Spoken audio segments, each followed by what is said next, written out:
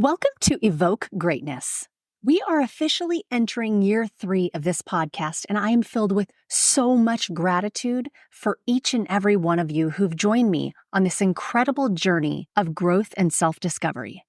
I'm Sunny, your host and fellow traveler on this path of personal evolution.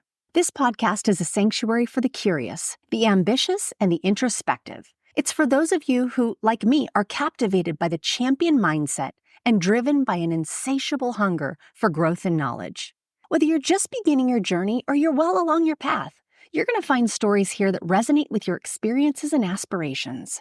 Over the last 2 years, we've shared countless stories of triumph and challenge, of resilience and transformation. We've laughed, we've reflected, and we've grown together. And as we've evolved, so too has this podcast. Remember, no matter what chapter you're on in your own story, you belong here. This community we've built together is a place of support, inspiration, and shared growth. Where intention goes, energy flows, and the energy you bring to this space elevates us all. So whether you're listening while commuting, working out, or enjoying your morning coffee, perhaps from one of those motivational mugs I'm so fond of, know that you're a part of something special. Thank you for being here. Thank you for your curiosity, your openness, and your commitment to personal growth. As we embark on year 3, I invite you to lean in, to listen deeply, and to let these stories resonate with your soul. I believe that a rising tide raises all ships, and I invite you along in this journey to evoke greatness.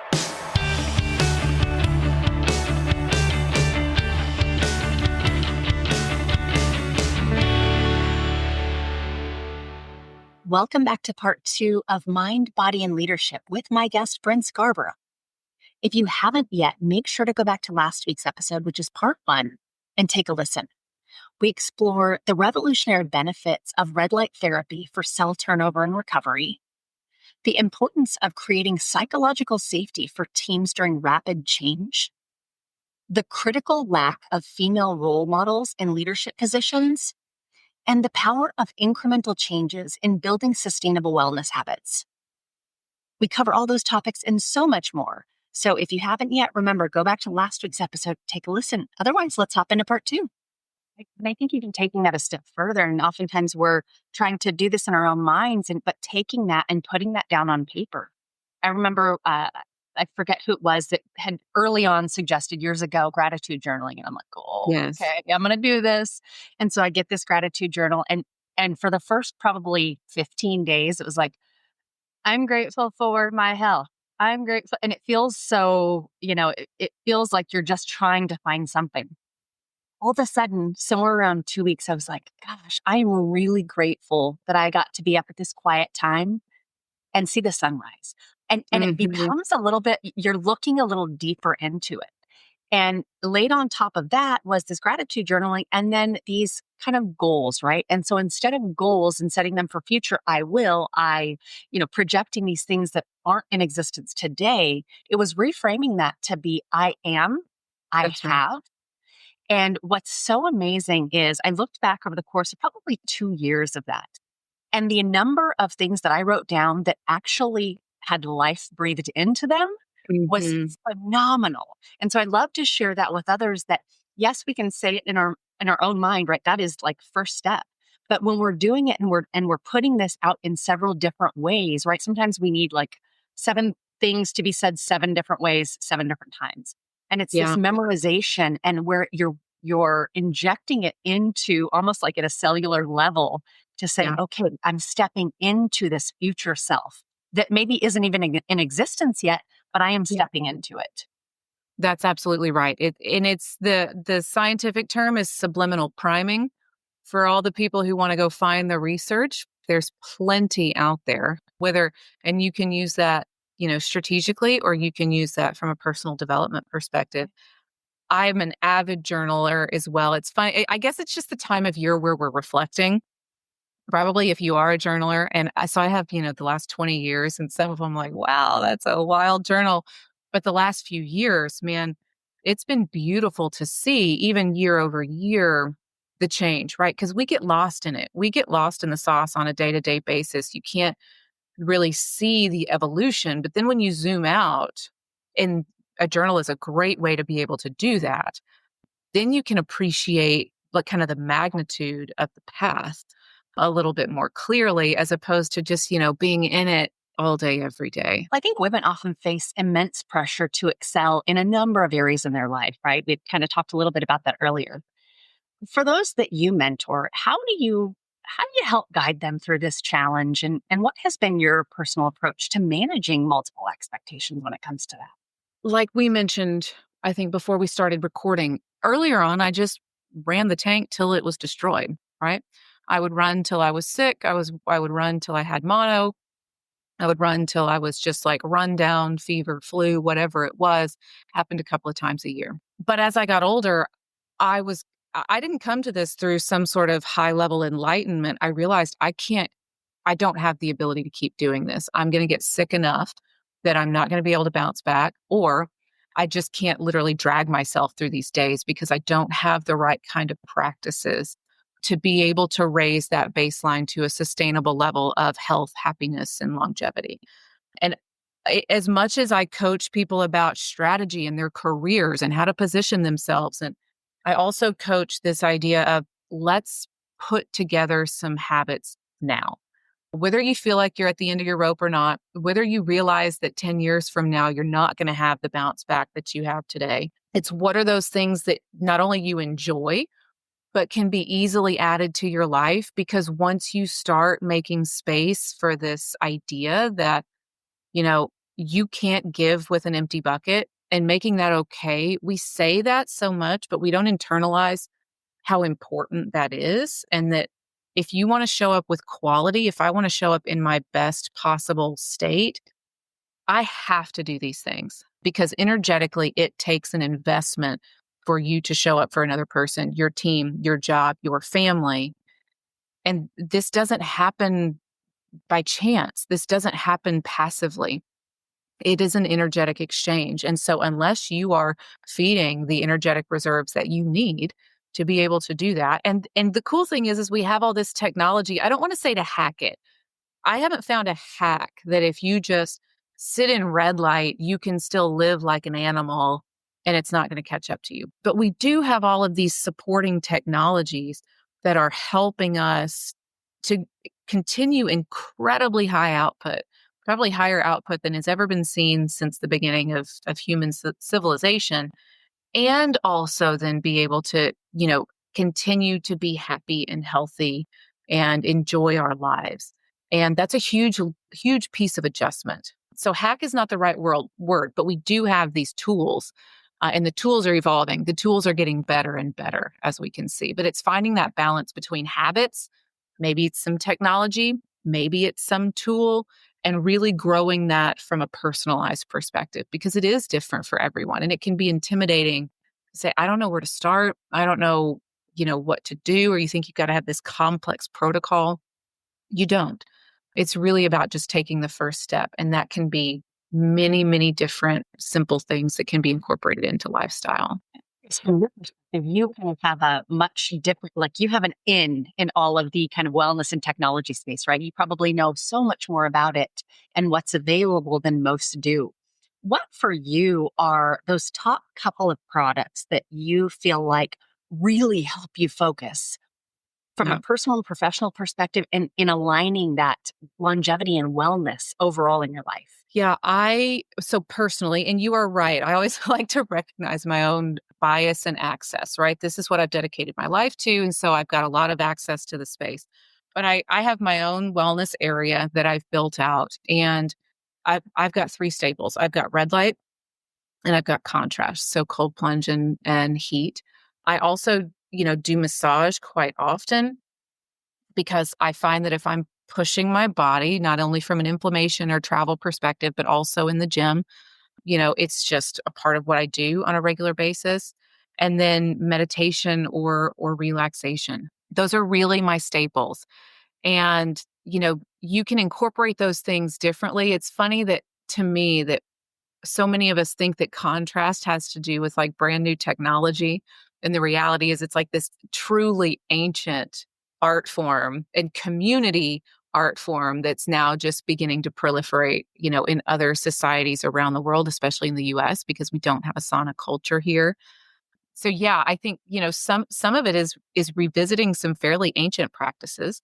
And some of it is then being able to have like the beauty of technology integration to make some of those ancient practices more accessible and more repeatable and easier to do in your regular lifestyle. And then being female in the role that you're in this big space, we talked a little bit earlier about being kind of this alpha female, right? What are some of your non-negotiable routines or habits every single day that help you stay at the top of your game? They may have to do with the products. They may have to do with just habits and routines that you do in your own life. Yeah, one is sleep. Earlier in life, I would have stayed up later at dinner. I would have sacrificed sleep first. Now I sacrifice sleep last, even if that means missing a workout on the road. I'm going to get, if I've been up later than I normally would be, if I'm going to get less than 6 hours of sleep, I'm going to sleep instead of workout. Not everybody feels that way, but I know for myself, just from an inflammation perspective, that when I get overly tired, there's no sleep bank. That's not reality. It doesn't work that way. So sleep is one of them. Hydration is an absolute non-negotiable. If you are moving around a lot, and hydration, not just with water. So I'm talking electrolytes, I'm talking structured water. I am no endorser of products, but once I found certain electrolyte mixes, it was really a game changer for me from a hydration perspective. I have headaches and it really helps with that. So hydration is one of them. Supplementation. So trying at least when I'm traveling and when I'm at home to get a fairly consistent, whether that's greens, whether that is collagen or colostrum. And, people have lots of opinions about these things, but these are the things that I can usually make happen regardless of what's going on. And then it kind of goes up in levels from there, right? It's moving my body somehow, some way. The workout may not look perfect. And I've had to let go of that over time. That's been a very evolving view, is that 20 minutes of movement is better than no movement. Because I used to just say, if I can't get my whole workout in, I wouldn't even go. Right. Or the hotel gym's horrible or whatever. Now, I don't care. I don't even care if I have workout clothes. If I can put my sneakers on and go walk through the airport for 20 minutes, I'm going to do it. It's just about raising the baseline and keeping the body moving and having a lot of grace, realizing that our type A personalities that want things to come off and be executed perfectly, be done without a hitch, check the box, our bodies don't necessarily work that way. Especially women's bodies. Our body is different every single day. Right. Every day. So one of the things that makes it so complex and why we're so good at handling change is because our body is different every single day. And so this idea that either energetically every single day is going to look the same is a complete myth. So making space for the days when you don't have as much energy and you need to recharge, or when you do and get the most of it out of it that you can, whether the situation is perfect or not. It's probably different tools than I would have imagined explaining 5 or 6 years ago, because it looks a lot more like flexibility than it does about rigid routine, but adding a little bit wherever I can. You also emphasized the power of asking for help, which I think is a big one for people. From a professional context, how can women overcome that hesitation to seek out help? And then from your perspective, from really kind of mentoring women along that space, what benefits have you seen from that practice of being able to go from this place of being reserved and apprehensive to actually being able to step in and ask for that? Yeah, I've been on both sides of this coin. So anyone who knows me well knows I don't thrive in a networking space. It's not my favorite place to be. I make like one-on-one intentional connections well, and I enjoy that. So I've done this both ways. And I had to get over the idea that asking for people's time, that's really the first step. If you need something, you're going to have to ask for someone's time. And that's not as innate as it used to be. We're all remote. That's going to mean a couple of calls, probably a couple of interactions just to get scheduled. I mean, imagine what it took for us to get on a podcast. but you might have to chase that conversation. You have to commit to it and then be willing to get past the first obstacle and the second obstacle. It's like getting past the first or second no in the sales process. If you need something, you've got to go get it. And I think in this environment, this disconnected environment, that's never been more true. Women many times will like overqualified, you know, highly intelligent women will sit on the sidelines and wait to be asked. That's more detrimental than it's ever been, right? Not only do people know less about you in a hybrid environment, they don't know what you have to offer. They don't know what it is that's on your mind that you might be digging into. So just being willing to say what I'm about on a regular basis, put it out there into the universe and make those connections has been incredibly important. And it's hard to do. We have so many mental blocks about, oh, they don't want to know.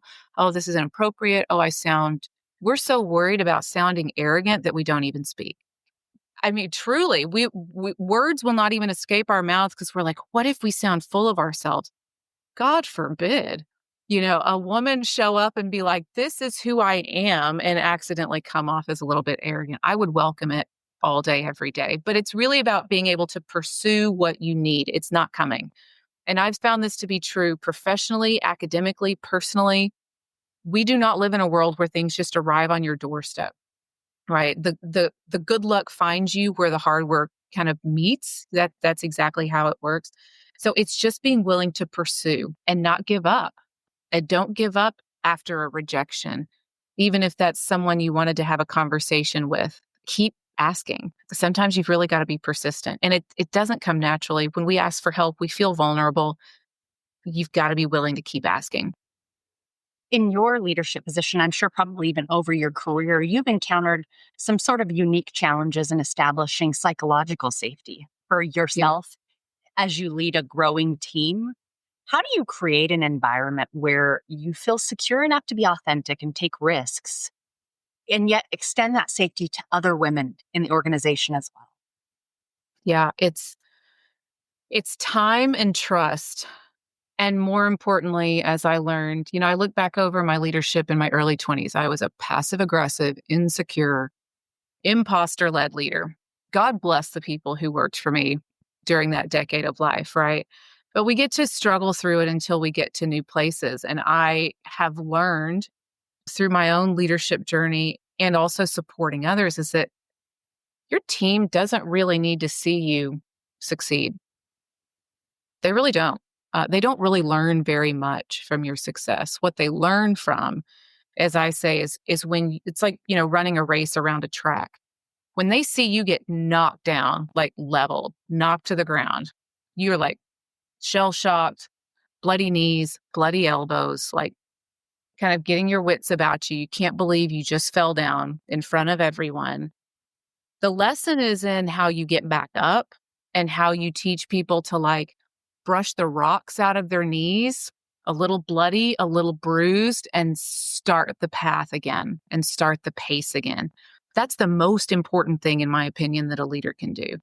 And when I'm talking to people about leadership, one of the first questions I ask is how comfortable are you failing publicly? How comfortable are you with your failures being picked apart, being reviewed, studied, and literally like autopsied in front of the group so that we can all learn from them? Because leaders are typically in a position of more safety to fail, which means they've also got to do it and do it radically, like openly, which can be very difficult to do. That takes time. That takes practice to be able to have those, hey guys, I really screwed it up and I want to talk about how we got here, and making that okay. Making the learnings from your failures as important as sharing the wins, because those learnings are the most important thing for the team. Couldn't agree more. I always say so many people perceive success being at that peak, right? At the top of the mountain. When we really step back and you zoom out and you actually look at the experience overall, more lessons come from that cold, dark, lonely valley where, to your point, you've got bloodied knees and bloodied elbows, because that's where the hard stuff happens and you learn to do hard better. Yeah, And that example shows people a whole lot more. And I think leaders being willing to vulnerably and openly share those types of things, you're you're framing yourself in a very different light when it Yeah. doesn't always have to be about the trophies and the awards and the wins. Yeah. Rather, like, here's what's shaped me as a leader and forged the way that I view the world today. There's a Yeah. whole lot more value in that. I agree. And, there is still this kind of pervasive idea about leadership that it is bulletproof, has all the answers. And even, there have been times where I didn't have a choice but to be vulnerable. Life was lifing, and I could either lie about it or show up in truth about what was happening in life. But what I realized over time is that doing that created the space for other people to show up as their whole selves as well. And we are really missing, we know engagement is down. We know that buy-in is down, tenure is down. People are missing the human connection that happens in the workplace. It's happening for a lot of reasons. We haven't figured it out as a society yet, how to do this and do this well. But the most important parts about it are not, moving from mountaintop to mountaintop. My team doesn't learn anything because I got an award. It looks great on my LinkedIn, but they didn't learn anything from that. And, they learn when we get to struggle together. And Brene Brown said it 10 years ago, like, we will learn to struggle well together. And that's something we repeat in our team all the time, is that you can struggle, you can disagree, and I expect you to disagree well and consistently, but you will struggle well together and come to an outcome, as opposed to just, being in an ego war that wastes everyone's time. Right. Yeah. I feel like I'm in the throes of that now. I recently stepped back into a role after several years of entrepreneurship and stepping in as the CEO of a company, a team that I'm getting to know. Yeah. You get removed a bit from that, knowing what I know now after 20 plus years in leadership and so many mistakes that helped form me into the leader that I am today. I forgot what that was like to really have to actively work.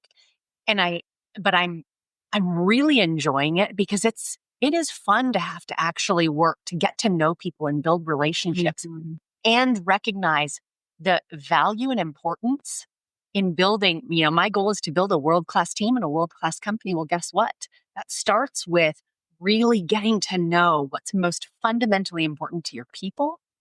And so I'm in Mhm. the part of that now where it's like, oh, I get to step back.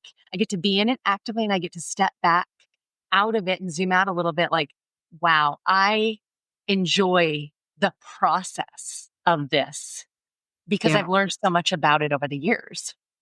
And doesn't that process sound different? It would be interesting to kind of balance this against other profiles, let's put it that way. Because doesn't that process sound different than what we might have heard 15 years ago, to like establish dominance? You, from the very beginning, don't let anyone cross you. It's got to be very, totalitarian and fear based and all of this. And, there could be some positioning that you need to deal with, no doubt. But I think what I'm hearing you say and what comes to mind for me is that really now it's a challenge for you to show up in your most human state and then set that precedent early on, that we're going to show up when we fail, we're going to show up when we succeed, we're going to show up on good days, bad days, and everything in between, and make all of that just as safe as anything else. Because otherwise, people also don't have the safety to thrive and to grow and to take the risk and responsibility that comes with growth. You've got to have both, right? You've got to accept the good and the bad. And that usually comes from us being radically human in ways that even make us feel uncomfortable and vulnerable sometimes. Right. Yeah. As I reflect back on that very first kind of level leader that Sunny was, it was like, oh, I too cringe. Like, I would come in Mhm. guns a blazing because I thought that you assert your dominance. And now it's like, that's comical to that Yeah, point. And at the same time, my team today is going to benefit from me making all those mistakes over the that's years. right. That they have permission to show up as their whole selves and exercise vulnerability and, share those things along the way, share those experiences along the way. Yeah. We spend time, and we've spent time as a team learning how to have hard talks well. As a young leader, I would spend 4 months in emotional turmoil to avoid one hard 5-minute talk. One hard talk. Because I didn't know how to navigate a hard talk because it's a muscle. And I've said within our own leadership team, we will master this skill in our own leadership team because it's a trickle down effect after that. If we cannot have these hard talks, and I say all the time, like the emotional energy that we invest in the avoidance is so much heavier than just confronting the thing. And honestly, that's a life skill that translates across all areas. Being able to do difficult things well and with grace, boy, oh boy, will take you far, but especially in teams. Well, last question as we wrap up is one that hopefully makes you think a little bit. If it were your last day on earth and you had to take everything you've learned so far and you could impart one piece of wisdom to those around you, what would that be? Oh boy, life is short. Do the thing that scares you. I think about the shortness of life a lot. I lost my father very early on in life. He died at 60 unexpectedly. And I just feel like there was so much life left to live. And so I think about the end of life. I kind of as a barometer pretty often. And the only thing that always comes back is how short it is and how much we overthink about the things that give us anxiety, fear, imposter syndrome. You won't care about any of those things at the end of your life. You won't care about whether you felt comfortable in the boardroom. You won't care about the let's say the disagreement at work. You're going to be asking yourself like, did I chase the thing I wanted? Whether that's family, whether that's career, you name it. That's what's going to matter, not these things that we spend so much energy on or that, consume our energy day in and day out. Beautiful advice. Well, I would love for you to share. I'll put this in the show notes, but where can people find out more about JK, more about you, follow you and your content? Yeah, absolutely. So JK is easy to find. They're just wellnessjk.com. You can see all of our beautiful equipment portfolio as well as new introductions as they become available over time, and also where you can intersect with us at a lot of events where we bring equipment and try it hands-on. You can connect with me on my LinkedIn, which is pretty straightforward. It's just Brynn Scarborough. I'm probably more active on LinkedIn than I am any other social media platform. I'm definitely an elder millennial in that way, doing my best. So yeah, LinkedIn for me, and then Wellness JK for JK is a great way to connect. Awesome. Well, thank you so much for your time coming on and sharing more of your story and your experience. Really appreciate it. Absolutely. Thank you so much for listening and for being here on this journey with me. I hope you'll stick around. If you liked this episode, it would mean the world for me if you would rate and review the podcast or share it with someone you know may need to hear this message. I love to hear from you all and want you to know that you can leave me a voicemail directly. If you go to my website, evokegreatness.com, and go to the Contact Me tab, you'll just hit the big old orange button and record your message. I love the feedback and comments that I've been getting, so please keep them coming. I'll leave you with the wise words of author Robin Sharma. Greatness comes by doing a few small and smart things each and every day. It comes from taking little steps consistently. It comes from making a few small chips against everything in your professional and personal life that is ordinary, so that a day eventually arrives when all that's left is the extraordinary.